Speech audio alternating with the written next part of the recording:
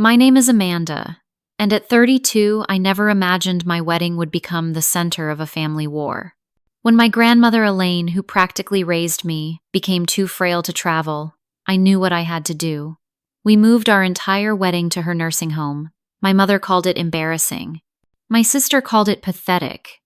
But the look in my grandmother's eyes that day, worth everything that came after.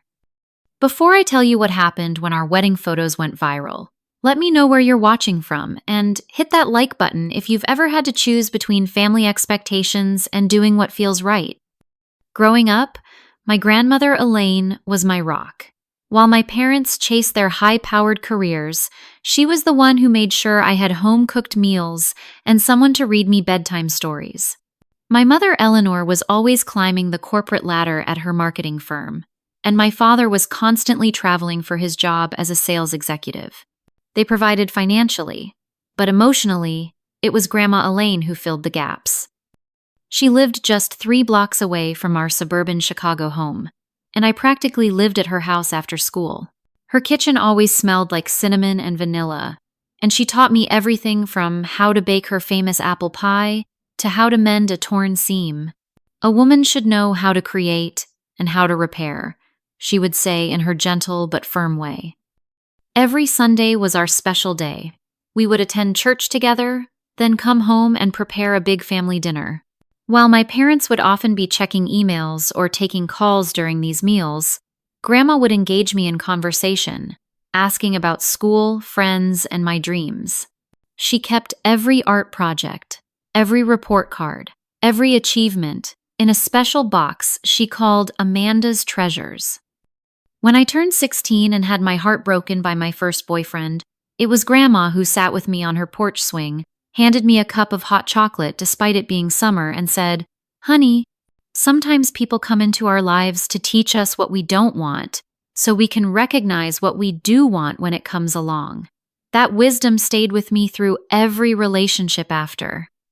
After college, when I moved into my first apartment, Grandma gave me her hand-stitched quilt that had been on her bed for 20 years. "So a piece of home is always with you," she said. I cried that day, realizing how much of who I was had been shaped by her gentle guidance. I met Jason at 28 at a charity fundraiser for the hospital where I worked as a physical therapist. He was volunteering, helping set up the event, and I noticed him struggling with a particularly stubborn tent pole. When I went to help, our hands touched, and he looked at me with such genuine warmth that I felt instantly comfortable. Our first date was coffee that turned into lunch, that turned into dinner. I knew by the end of that marathon date that he was special. But the real test was Grandma Elaine. I brought him to Sunday dinner 2 weeks later, nervous about her approval. I needn't have worried. The moment Jason walked in and immediately went to help her carry dishes from the kitchen without being asked, I saw her eyes light up. When he asked about the photos on her wall and listened intently to her stories, I knew he'd passed her unspoken test. "That one's a keeper," she whispered to me as we washed dishes together. "He looks at you the way your grandfather looked at me."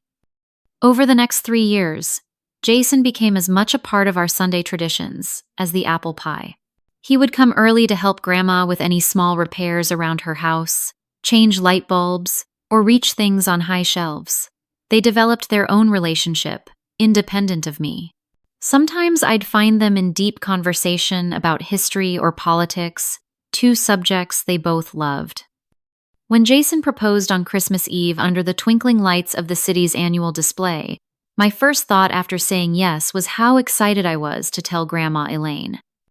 But life has a way of changing our plans. 6 months before our wedding date, at 87, Grandma fell in her home and broke her hip. The recovery was complicated by her age and developing dementia. After a month in the hospital, it became clear she could no longer live independently, and we moved her to Lakeside Care Center, a nursing home 10 miles from my apartment. The adjustment was hard on all of us, but especially her. The woman who had been so independent, who had raised not only her own children but helped raise me, was now dependent on others for basic needs. Her good days, when her mind was sharp and she remembered everyone, became less frequent. On bad days, she would sometimes call me by my mother's name or ask when her husband was coming to visit, though he had passed 15 years earlier. Jason and I visited at least 3 times a week. We'd bring her favorite foods, photos to remind her of family events, and always a fresh bouquet for her room. "Flowers bring life to any space," she had always said. 3 months before our planned wedding at the Lakeside Gardens venue, we had a particularly good visit. Grandma was lucid, asking specific questions about our wedding plans. As we were leaving, she squeezed my hand and said, "I'm so looking forward to your big day, sweetheart. I've been saving my energy for it." That night, driving home, I turned to Jason with tears in my eyes. "She won't be able to make it to the venue," I said. "It's a 30-minute drive, and even that short trip exhausts her now. The venue doesn't allow outside vendors, so we can't arrange special transport. And even if we could get her there, she'd be too tired to enjoy it." Jason took my hand and kept his eyes on the road. "Then we bring the wedding to her," he said simply, as if it were the most obvious solution in the world. "You want to get married at a nursing home?" I asked, trying to process the idea. "I want to get married wherever your grandmother can be fully present," he replied. "The where doesn't matter to me, Amanda. The who does." I kissed him at the next red light, knowing in that moment I was marrying exactly the right person. What I didn't know was how much resistance we were about to face from the rest of my family. The original plan had been beautiful in its conventionality. Lakeside Gardens was a popular wedding venue with its manicured grounds, fountain terrace, and glass-enclosed reception hall overlooking the water. We'd put down a sizable deposit, selected a caterer from their approved list, and I'd even had my first dress fitting. Everything was proceeding according to the timeline in my color-coded wedding planner. But the decision to change venues changed everything. I called my parents first, thinking they would understand the importance of having Grandma Elaine fully participate in the wedding. "You want to get married where?" My mother's voice over the phone was sharp with disbelief. "At Lakeside Care Center," I repeated. "They have a community room we can decorate, and this way Grandma won't have to travel. She gets tired so easily now, Mom." There was a long pause before she spoke again. "Amanda, I understand you're close to your grandmother, but this is your wedding. It's supposed to be the most beautiful day of your life, not some depressing event in an institution that smells like disinfectant." "It won't be depressing," I countered. "We'll decorate it beautifully. And besides, what matters is who's there, not where it happens." My mother's laugh was cold. "That's what people without options say to make themselves feel better. You have options, Amanda. You're choosing to have a wedding that no one will want to attend." "That's not fair," I said, feeling my throat tighten. "Jason and I both want this." Of course he agreed. What else could he do?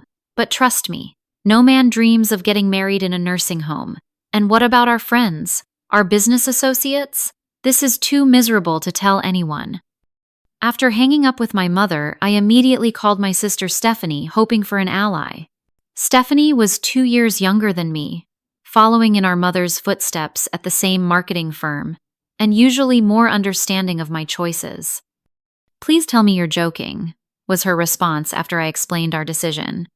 "You can't seriously be planning to get married surrounded by old people in wheelchairs." "It's important to me that Grandma can be fully present," I repeated. "Take lots of pictures with her before the wedding then, or do a small ceremony at the nursing home and the real wedding at Lakeside Gardens. But a full wedding there? Amanda, think about how that will look." "Look to who?" "To everyone. To your friends, to Mom and Dad's friends, to social media. People will call it a poverty wedding and laugh about it. Is that what you want trending on your wedding day?" By the time I hung up with Stephanie, I was fighting back tears. Jason found me sitting on our apartment floor, surrounded by wedding planning magazines, crying. "They hate the idea," I told him. "They think it's embarrassing and pathetic." Jason sat beside me and pulled me close. "And what do you think?" "I think my grandmother deserves to see me get married without being exhausted or confused. I think she's more important than a pretty backdrop for photos." "Then that's all that matters," he said firmly. The next few days brought a barrage of calls and texts from extended family members, clearly recruited by my mother to change my mind. Aunt Patricia called to suggest I was making this decision out of some misguided sense of martyrdom. Uncle Robert emailed links to alternative venues that offered transportation services for elderly guests. My cousin Denise texted bluntly, "Your wedding, your funeral." The only person who didn't try to dissuade me was my father. He called late one evening when I knew my mother was at a business dinner. "Your mother means well," he said after I answered. "She just has certain ideas about how things should be." "And I'm ruining her perfect vision," I replied. "Not ruining," he corrected gently. "Challenging. She's spent 30 years building a certain image, and this doesn't fit that image." "Dad, this isn't about her." "I know that, and deep down, she does too. Give her time." He paused. "For what it's worth, I think what you're doing for your grandmother is beautiful.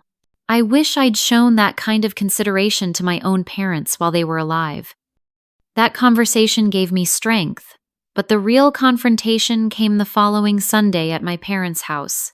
My mother had insisted on a family dinner to discuss wedding plans, which I knew meant another attempt to change my mind. The tension was palpable from the moment Jason and I arrived. My mother barely acknowledged his greeting, and Stephanie was typing furiously on her phone, barely looking up. My father offered tight smiles and poured wine that no one touched. "I've been thinking," my mother began once we were seated at the dining table. "We could arrange for a live stream of the ceremony at Lakeside Gardens. Your grandmother could watch from her room, and it would almost be like being there." "Almost isn't good enough," I said quietly. "She deserves to be physically present." "Amanda," Stephanie interjected, finally putting down her phone. "You're being ridiculous. Grandma probably won't even remember the wedding the next day. Why sacrifice your special day for someone who won't appreciate it?" Jason's hand found mine under the table and squeezed. I squeezed back, grateful for his silent support. "That's a terrible thing to say," I told my sister. "Even if her memory isn't perfect, she'll experience the joy in the moment. That matters." "What matters," my mother cut in, "is that you're about to throw away a $10,000 deposit and subject all our guests to an uncomfortable, depressing environment because you're being stubborn." "Eleanor," my father warned, but she waved him off. "I'm simply stating facts, Donald. No one wants to attend a wedding in a nursing home. It's morbid." "Then don't come," I said, the words out before I could reconsider. The silence that followed was deafening. My mother placed her fork carefully beside her plate. "If that's how you feel, perhaps we won't." Jason and I left soon after, the dinner barely touched. In the car, I second-guessed myself for the first time. "Am I being selfish?" I asked Jason. "Making everyone uncomfortable for Grandma's sake?" "You're being true to your values," he answered. "And honestly, I'm proud of you for it." Still, doubt had crept in. The next day, I called the wedding planner we'd hired, half expecting her to drop us as clients. Instead, Maggie surprised me. "Actually, I think this is a beautiful idea," she said. "It will be a challenge, but I love challenges. Let's meet at the nursing home tomorrow and see what we're working with." Maggie turned out to be a godsend. She visited the nursing home, measured the community room, and immediately began sketching ideas for transforming the space. She suggested bringing in removable wall coverings, strategic lighting, and floral arrangements that would completely change the atmosphere. "We'll create a tunnel effect for your entrance," she explained, showing me her sketches, "and arrange the seating so the residents who want to attend can be comfortable while still keeping it intimate." For the first time since making our decision, I felt a spark of excitement. Maybe this could be beautiful after all. But as I was leaving the nursing home that day, my phone buzzed with a text from Stephanie.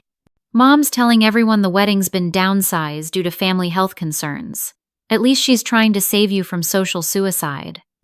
I showed the text to Jason when I got home. He sighed heavily. "They're really going to make this hard every step of the way, aren't they?" "Looks like it," I admitted. "Are you sure you're okay with this? With all the drama?" "Amanda," he said, taking both my hands in his. I'm marrying you, not your mother or sister. Their drama is temporary.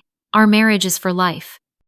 With Jason's unwavering support and Maggie's creative vision, I felt ready to move forward, but the weeks ahead would test that resolve in ways I couldn't have anticipated. As our new wedding plans took shape, my mother and sister escalated their campaign to change our minds. My mother began calling daily with concerns that grew increasingly dramatic. The liability issues alone should worry you, she said during one call. What if one of the residents has a medical emergency during your ceremony?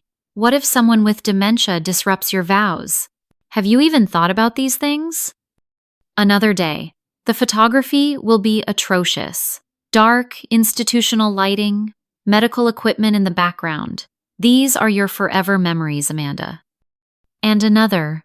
Your father's business partners will be completely put off. This could affect his standing in the company. Stephanie's approach was less direct but equally undermining.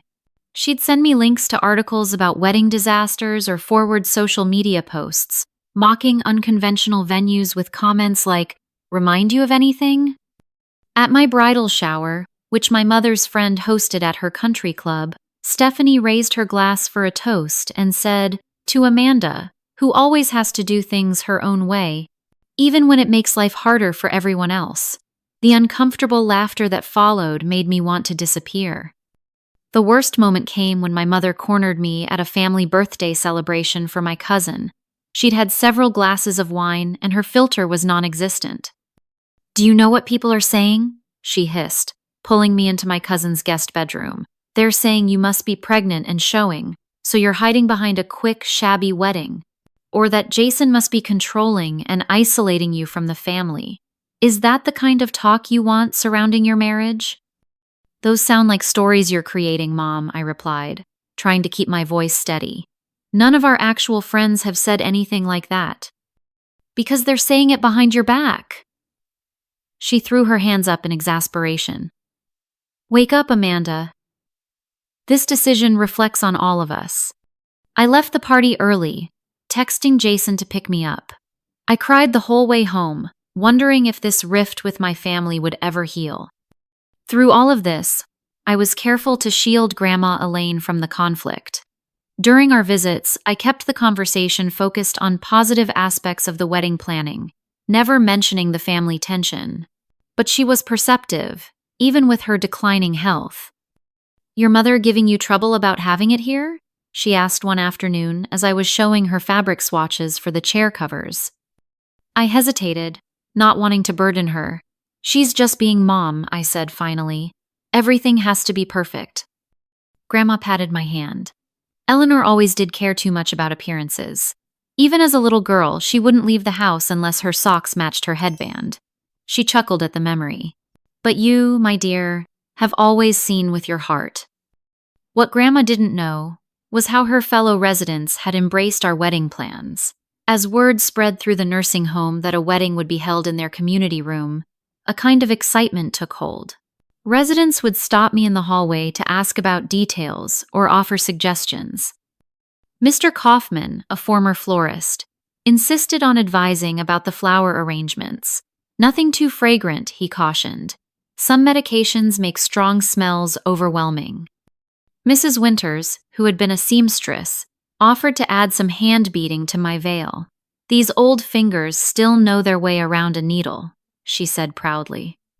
Even the nursing staff got involved, rearranging schedules so those who had come to know us could attend, offering to help elderly residents get dressed for the occasion, and suggesting ways to make the space more accessible.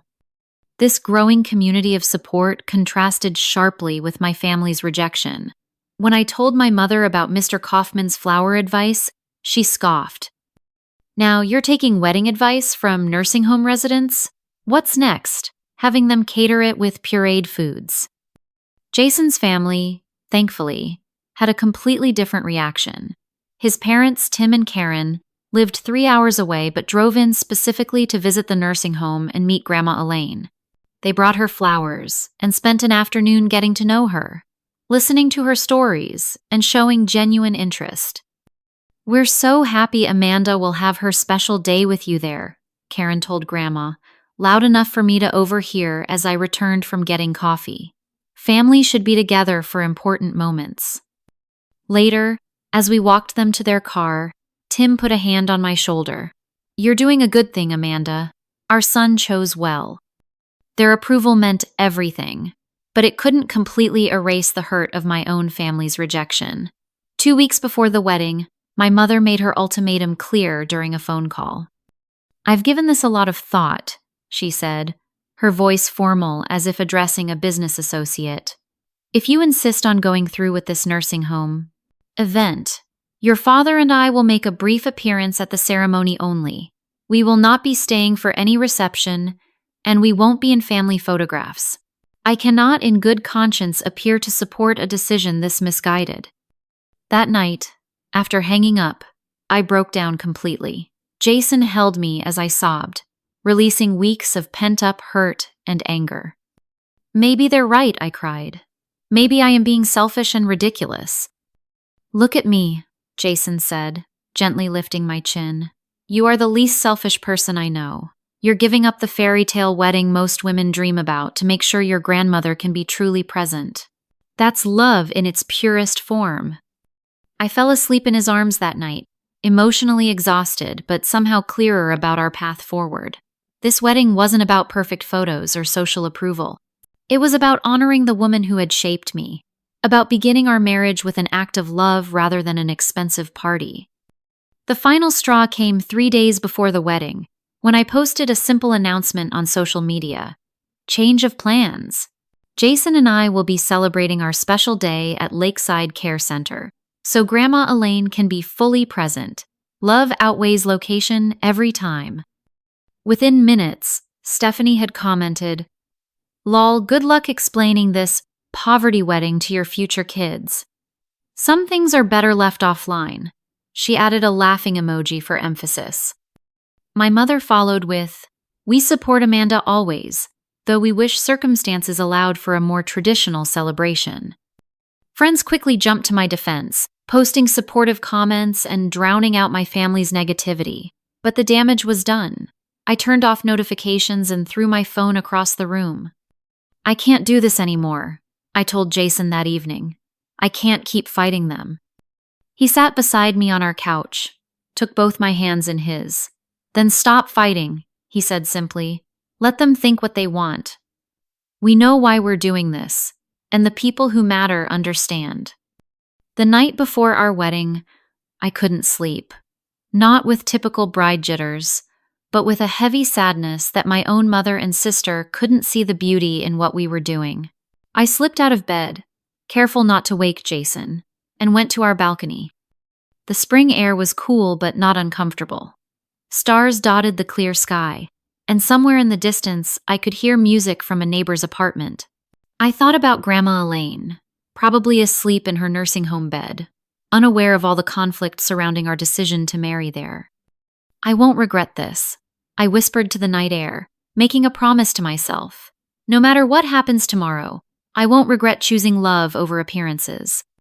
The morning of our wedding broke clear and sunny, as if nature itself approved of our choice. I had stayed at my best friend Tara's apartment the night before, maintaining at least that wedding tradition. She had been my rock throughout the planning process, never once questioning our venue decision. "Ready to become Mrs. Jason Taylor?" she asked, bringing me coffee in bed. "More than ready," I replied, surprised to find I meant it completely. Despite all the drama, I felt certain about Jason and our decision. We arrived at Lakeside Care Center at 9 in the morning, 6 hours before the ceremony was set to begin. Maggie, our wedding planner, was already there, directing a small army of vendors. The transformation of the community room was underway, and even in its half-finished state, I could see it was going to be beautiful.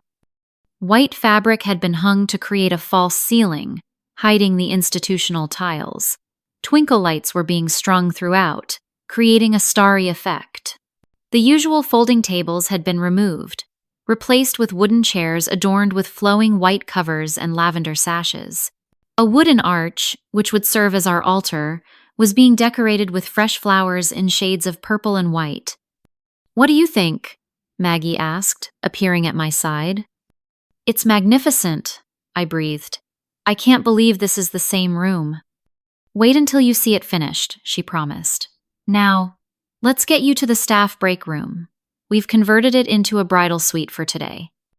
The bridal suite was small but had been decorated with the same attention to detail. White fabric covered the walls, fresh flowers sat on every surface, and a full-length mirror had been brought in. My dress hung from a clothing rack, protected in its garment bag. Tara and my two other bridesmaids, college friends Beth and Lily, arrived shortly after. They carried trays of breakfast pastries and mimosas, and soon the tiny room was filled with laughter and excitement. As we were doing our hair and makeup, there was a knock at the door. Tara opened it to find Nurse Jenny, one of Grandma's favorite caregivers. "There's someone who wants to see the bride," she said with a smile. Grandma Elaine was in her wheelchair, but she wasn't in her usual sweatsuit. She wore a beautiful blue dress I hadn't seen before. Her thin white hair was styled elegantly, and she even had a touch of makeup on. "The staff helped me get ready," she explained, seeing my surprise. "I wanted to look my best for your big day." I knelt beside her wheelchair, careful of my half-done hair. "You look beautiful, Grandma." She touched my cheek gently. "Not as beautiful as you will. I've been telling everyone my granddaughter is the prettiest bride this place has ever seen." "I'm the only bride this place has ever seen," I laughed. "Details," she waved dismissively, making us all laugh. After Grandma was taken back to finish her own preparations, including a fresh flower corsage the staff had arranged, I felt a renewed sense of purpose. This was exactly why we had made our controversial choice. That feeling was reinforced when Mr. Kaufman arrived with a special boutonniere he had created for Jason. "Been saving the best bloom for the groom," he said proudly. Mrs. Winters came by with my veil, now adorned with tiny pearl beads she had sewn by hand. "Something to catch the light when you walk," she explained. Even residents I hadn't met personally sent small tokens. A handkerchief embroidered with my new initials, a vintage hairpin for something borrowed, a blue ribbon to tie around my bouquet. The nursing staff moved efficiently around us, helping residents prepare for the event while continuing their regular care duties. They had arranged for extra staff today, ensuring residents who wanted to attend could be properly dressed and transported to the community room. As the morning progressed, I periodically checked my phone, hoping for some message from my mother or sister indicating they had reconsidered their stance. There was nothing. Jason texted regularly from his getting ready location, the physical therapy room, temporarily converted for his use. His messages were full of excitement and love, with no hint of regret about our venue choice. "Mr. Jensen just showed me pictures of his wedding from 1952, one text read. "Says our marriage will last because we're starting it with an act of kindness." By 1 o'clock, I was fully dressed and ready, my hair arranged in loose curls with fresh flowers woven throughout, my makeup natural but enhancing. My wedding dress was simpler than the one I had originally chosen for the garden venue, an A-line gown with cap sleeves and subtle lace detailing, comfortable enough to move among wheelchair-bound guests without fear of tripping. "You look absolutely stunning," Tara said, stepping back to take me in. "Jason is going to lose it when he sees you," Beth agreed. At 1:30, Maggie came to the break room looking uncharacteristically concerned. "Your mother and sister just arrived," she informed me. They're asking about changing the seating arrangement." My heart sank. What do they want? "They want to sit in the back row, separate from the rest of the family section. They said they don't want to be featured in photos." I closed my eyes briefly, absorbing this final slight. "Give them whatever they want," I said finally. "Just don't let them upset Grandma." "Already on it," Maggie assured me. "I've stationed Beth's boyfriend near your grandmother to run interference if needed." At 1:45, my father arrived at the break room door, looking uncomfortable in his suit but determined. "You look beautiful, Amanda," he said, his voice thick with emotion. Thanks, Dad. I wasn't sure what else to say. He had been the least openly opposed to our plans, but he also hadn't stood up to my mother or sister. I want you to know, he continued, that regardless of where this wedding is happening, I'm proud to walk you down the aisle. And I think what you're doing for your grandmother is something special. It wasn't a full apology for the family's behavior, but it was something. I took his arm, ready to begin the most important walk of my life. Let's go get me married, I said. The community room had been transformed beyond my wildest expectations. As I stood at the entrance, arm linked with my father's, I could hardly believe this was the same institutional space where residents usually played bingo and watched old movies. The ceiling twinkled with hundreds of fairy lights. The walls were covered with flowing white fabric, creating a tent-like effect that hid the institutional beige paint. The wooden chairs were arranged in a semicircle, allowing space for wheelchairs to be positioned comfortably throughout. At the far end stood the flower-covered arch where Jason waited. And the people. Nearly every resident who was physically able had come, dressed in their finest clothes, many holding small bouquets the staff had helped them create from the extra wedding flowers. The nursing staff stood along the sides, still in uniform but with corsages pinned to their scrubs. Our invited guests filled the remaining seats, though I noted with a pang that the front row on my side had conspicuous empty spaces where my mother and sister should have been. Instead, they sat in the last row, my mother in a beige suit that seemed deliberately understated, my sister beside her texting on her phone even as the music began. But then I saw Grandma Elaine in her place of honor at the front, her wheelchair decorated with ribbons and flowers, and everyone else faded from importance. Her face lit up when she saw me, and she reached out her hand as I approached. I broke protocol and stopped beside her, before continuing to the altar. "You look like an angel," she whispered. "I learned from the best," I whispered back, squeezing her fragile hand before continuing my walk to Jason. And Jason, my wonderful, supportive Jason, stood waiting, his eyes never leaving mine as I approached. He looked handsome in his dark suit, Mr. Kaufman's special boutonniere on his lapel, but it was the love in his expression that took my breath away. "You're the most beautiful thing I've ever seen," he said when I reached him. The ceremony itself was simple but meaningful. We had written our own vows, and when it was my turn to speak, I didn't try to hide the emotion in my voice. "Jason, you showed me what love truly means when you suggested we move our wedding here. You understood without me having to explain that some things matter more than appearances, that love is about presence, not presentation. I promise to carry that lesson through our marriage, to prioritize what truly matters over what merely looks good. I promise to love you with the same selflessness you've shown me, to stand by your side through whatever challenges come our way, and to never forget that we built our beginning on a foundation of compassion." There wasn't a dry eye in the room when I finished. Even some of the nursing staff were dabbing at their cheeks. Jason's vows were equally moving, and when we were pronounced husband and wife, the cheer that went up from the residents was deafening. The reception was held in the same space, with the chairs rearranged around small tables for dining. The nursing home's dietary staff had worked with our caterer to ensure appropriate food options for all the residents who were joining the celebration, while still creating the elegant meal we had planned for our guests. As we had expected, my mother and sister made a brief appearance at the reception, accepting congratulations stiffly and declining champagne. They didn't approach Grandma Elaine, and they left before the first dance, my mother claiming a migraine, Stephanie not bothering with an excuse. But their absence couldn't dampen the joy of the celebration. The residents who had become our friends over the planning months were fully engaged in the festivities. Mr. Kaufman told animated stories of the celebrity weddings he had provided flowers for in his career.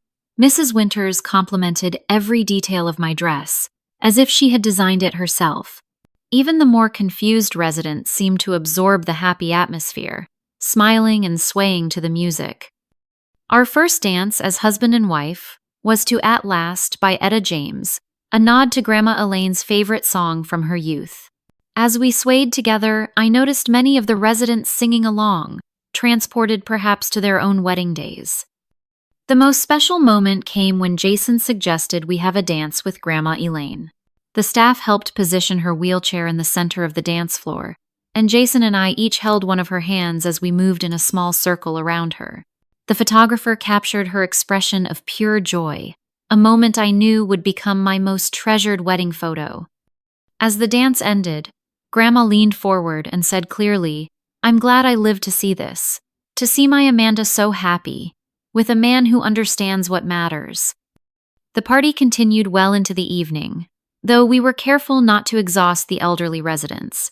As the event wound down, many of the nursing home staff and residents formed a farewell line to see us off. "That was the most beautiful wedding I've ever been to," Nurse Jenny told me as she hugged me goodbye. "And I've been to dozens." "You brought so much joy to this place," the activities director added. "These residents will be talking about this for months." As Jason and I prepared to leave for the hotel where we'd spend our wedding night before departing for a short honeymoon the next day, I made one last stop at Grandma Elaine's side. She was tired but radiantly happy. "Thank you for being here," I told her, knowing the words were inadequate for what I felt. "I wouldn't have missed it for the world," she replied. "Now go start your life with that wonderful man, and don't worry about what your mother thinks. She'll come around when she sees how happy you are." I kissed her cheek and promised to visit as soon as we returned from our honeymoon. As Jason and I walked through the nursing home's front doors as husband and wife, rice being tossed by our friends and the more mobile residents, I felt complete peace about our decision. What I didn't know was that while we had been celebrating, our wedding photographer had been posting select images to his professional social media accounts, images that would change everything by morning. Jason and I spent our wedding night at a boutique hotel downtown, both exhausted but happy. We agreed not to check our phones until morning, wanting to stay in our bubble of newlywed bliss as long as possible. Over room service breakfast, Jason finally reached for his phone to check the time, as we had a noon flight to catch for our mini honeymoon in California wine country. "That's weird," he frowned, looking at his screen. "I have 27 missed calls and about 50 text messages." "From who?" I asked, reaching for my own phone, which I'd left turned off. "Most from your college roommate Kate, some from my best man, a few numbers I don't recognize." He was scrolling through, his expression growing more confused. "They're all saying to check social media, that we're going viral?" I powered up my phone to find a similar flood of notifications. As they continued to pour in, I opened the link Kate had sent with the message, "OMG, Amanda, you're famous." It led to our wedding photographer Anthony's professional Instagram page, where he had posted a series of images from our wedding the night before. The main photo showed Jason and me dancing with Grandma Elaine, her face radiating joy as we held her hands. The caption read, "Some say venues make weddings special.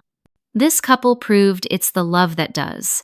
Swipe to see how they brought their wedding to a nursing home so grandmother could attend. Number love wins. Number wedding photography. Number real love. The post had over 100,000 likes already and thousands of comments. "Oh my God," I whispered, scrolling through the comments. "This is the most beautiful thing I've ever seen." I'm sobbing. What a tribute to family love. This is what weddings should be about.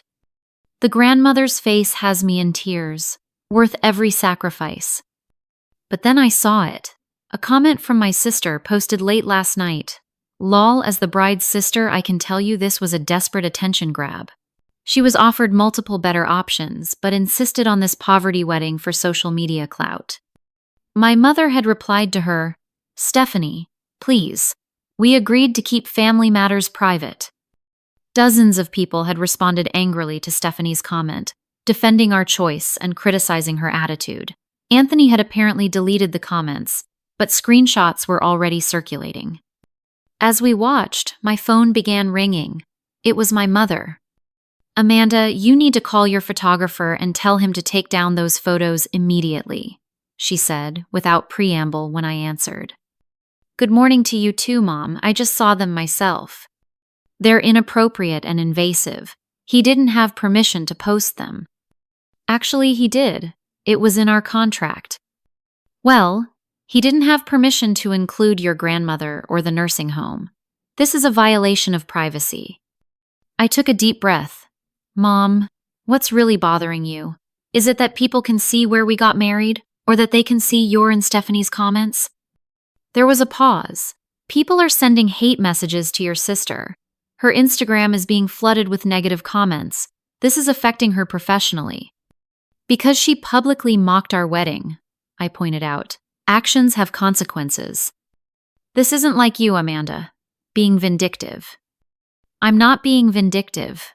I didn't ask for the photos to go viral, but I'm also not going to pretend our wedding was something to be ashamed of.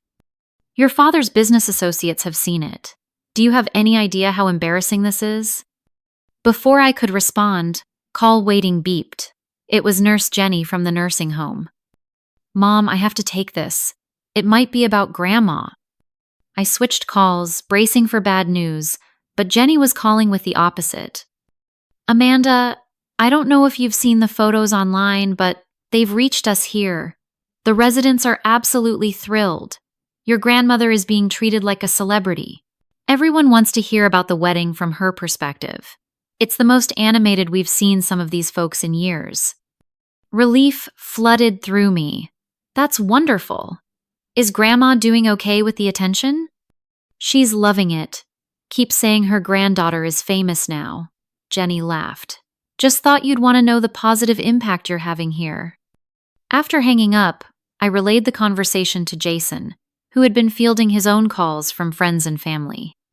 Apparently, we're trending on Twitter, he informed me, and a few morning shows want to interview us when we get back from honeymoon.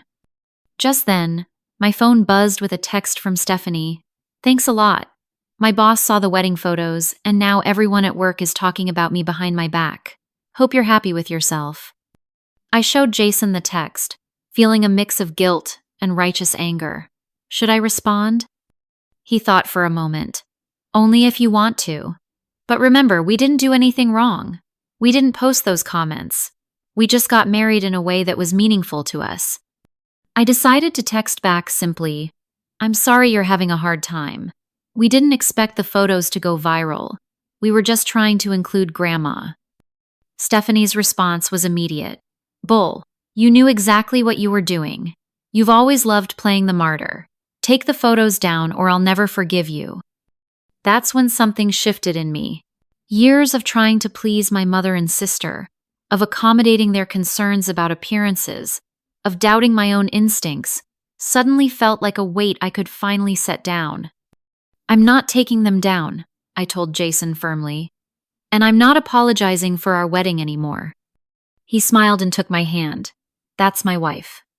Throughout the day, as we traveled to the airport and boarded our flight, the story continued to spread. By the time we landed in California, the original post had been shared by several major media outlets, framed as a heartwarming example of prioritizing family over tradition.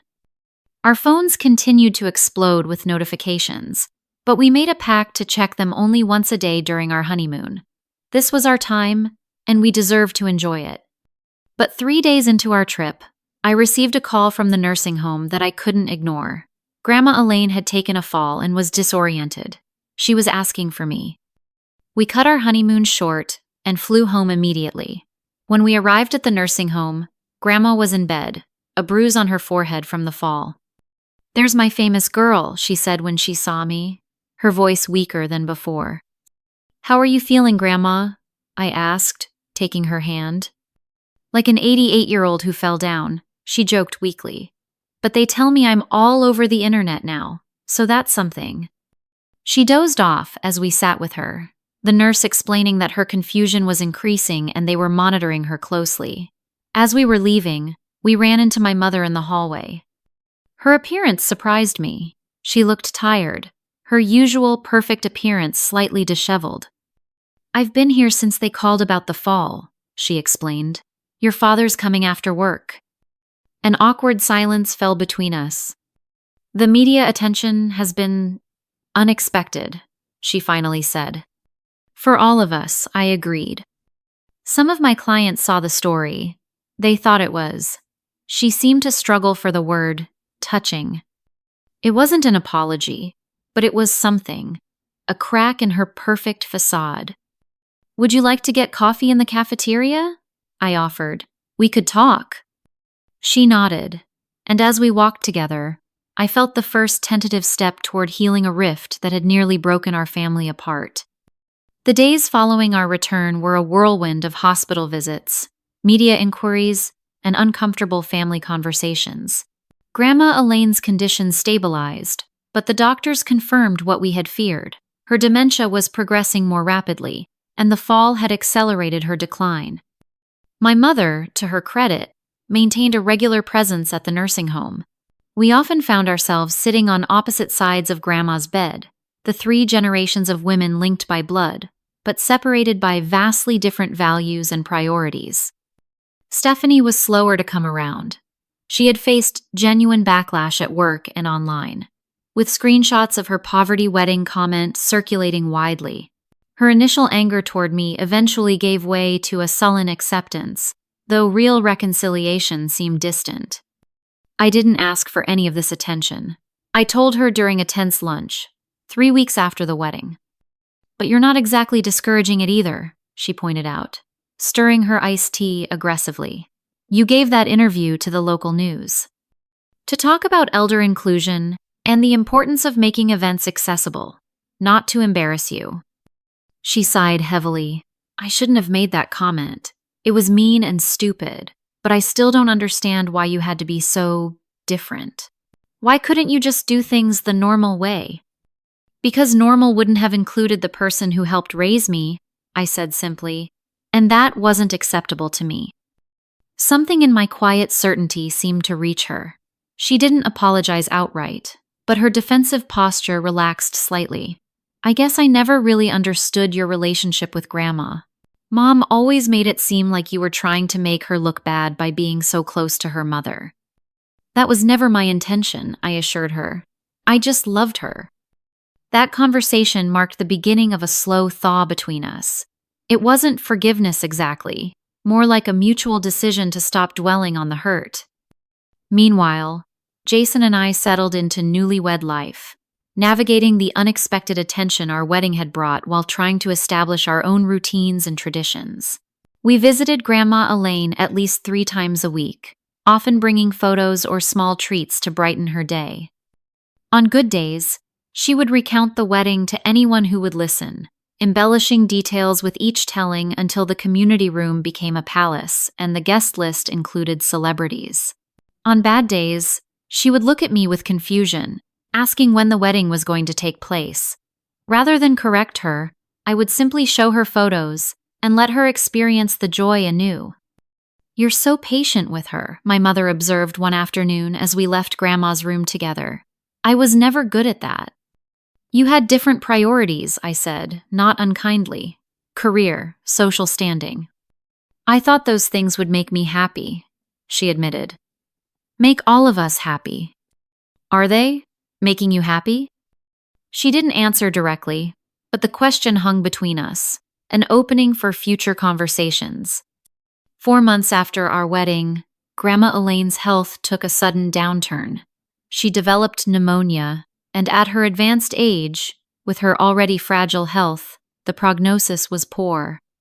The family gathered at her bedside, differences temporarily set aside in the face of impending loss. Even Stephanie came, awkwardly holding Grandma's hand and reminiscing about childhood memories. In a moment of clarity during her final days, Grandma looked at my mother and said, "Eleanor, you raised a good girl, strong, knows her own mind, like you used to be." My mother broke down then, years of complicated emotions finally surfacing. "I'm sorry, Mom," she whispered, "for a lot of things." Grandma Elaine passed peacefully 3 days later, with all of us around her. In her final moments, she squeezed my hand and murmured, "Best wedding ever." The funeral was held at her church, followed by a reception at my parents' house. Surprisingly, several residents and staff members from the nursing home attended, having become attached to Grandma during her time there. They brought stories and memories that even my mother hadn't heard, painting a fuller picture of her final years. She talked about your wedding every day, Nurse Jenny told us. Said it was worth living to 90 just to see that. In the months that followed, a subtle shift occurred in our family dynamics. Grief has a way of clarifying what matters, and my mother seemed to be reevaluating her priorities. She asked more questions about my daily life, showed genuine interest in Jason's career, and even volunteered with me at a local senior center, inspired by the connections we had made at Lakeside Care Center. Stephanie remained more distant, but the sharp edges of her criticism had softened. When she announced her own engagement 6 months after Grandma's passing, she surprised everyone by asking for my input on her plans. "Nothing too conventional," she said with a small smile. "I want it to mean something, like yours did." On the 1-year anniversary of our wedding, Jason and I decided to honor Grandma Elaine's memory by hosting a celebration at the nursing home. We brought cake and decorations, set up the same community room where we had exchanged vows, and invited everyone who had been part of that special day. My mother and father came, bringing photo albums of Grandma's younger years to share with her former neighbors.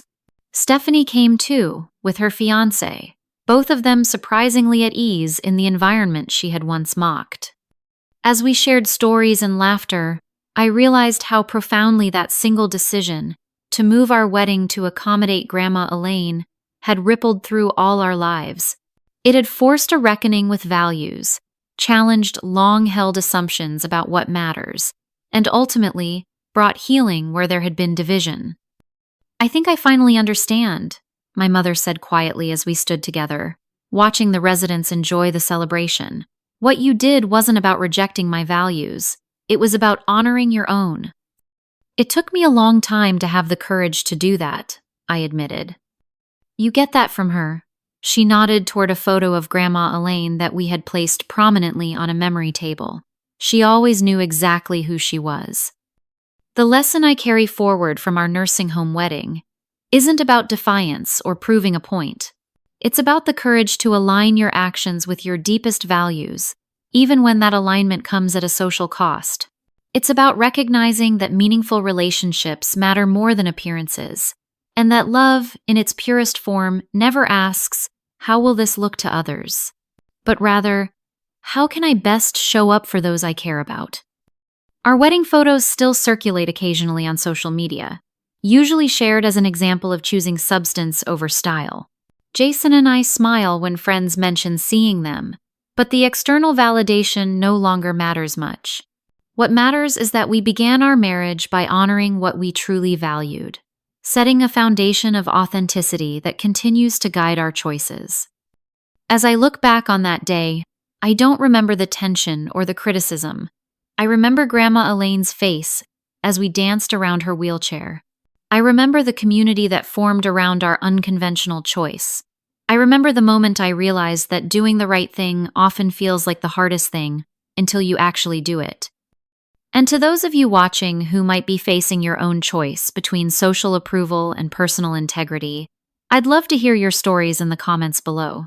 Have you ever had to choose between what others expected and what felt right to you? Did you regret your decision or find peace in it? Drop a comment, hit that like button if this resonated with you, and please subscribe for more stories about navigating family dynamics and standing in your truth. Thank you for being part of this journey with me. And remember, true love never asks for perfect circumstances, only authentic presence.